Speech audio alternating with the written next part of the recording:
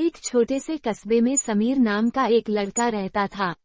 बचपन में ही पिता की मृत्यु हो जाने के कारण परिवार की आर्थिक स्थिति बड़ी दयनीय थी। समीर की मां कुछ पढ़ी लिखी जरूर थी, लेकिन उतनी पाई से नौकरी कहाँ मिलने वाली थी। सो घर घर बर्तन मांजकर और सिलाई बुनाई का काम करके किसी तरह अपने बच्चे को पढ़ा लिखा रही थी। समीर स्वभाव से थोड़ा शर्मीला था और अक्सर चुपचाप बैठा रहता था। एक दिन जब वो स्कूल से लौटा तो उसके हाथ में एक लिफाफा था। उसने माँ को लिफाफा पकड़ाते हुए कहा, माँ, मास्टर साहब ने तुम्हारे लिए ये चिट्ठी भेजी है, जरा देखो तो इसमें क्या लिखा है। माँ ने मन ही मन चिट्ठी पढ़ी और मुस्कुरा कर बोली, बेटा, इसमें लिखा है कि आपका बेटा काफी होशियार है। इस स्कूल के बाकी बच्चों की तुलना में इसका दिमाग बहुत तेज है और हमारे पास इसे पढ़ाने लायक शिक्षक नहीं है, इसलिए कल से आप इसे किसी और स्कूल में भेजें।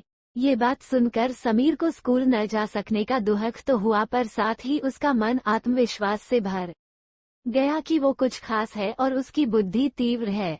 माँ ने उसका दाखिला एक अन्य स्कूल में करा दिया। समय बीतने लगा। समीर ने खूब मेहनत से पढ़ाई की। आगे चलकर उसने सिविल सर्विसेज परीक्षा भी पास की और आईएएस ऑफिसर बन गया। समीर की मां अब बूढ़ी हो चुकी थी और कई दिनों से बीमार भी चल रही थी, और एक दिन अचानक उनकी मृत्यु हो गई।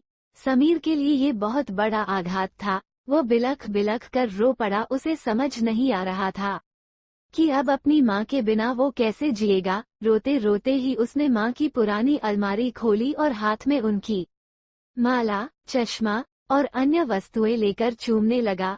उस अलमारी में समीर के पुराने खिलौने और बचपन के कपड़े तक संभाल कर रखे हुए थे। समीर एक एक कर सारी चीजें निकालने लगा और तभी उसकी नजर एक पुरानी चिट्ठी पर पड़ी।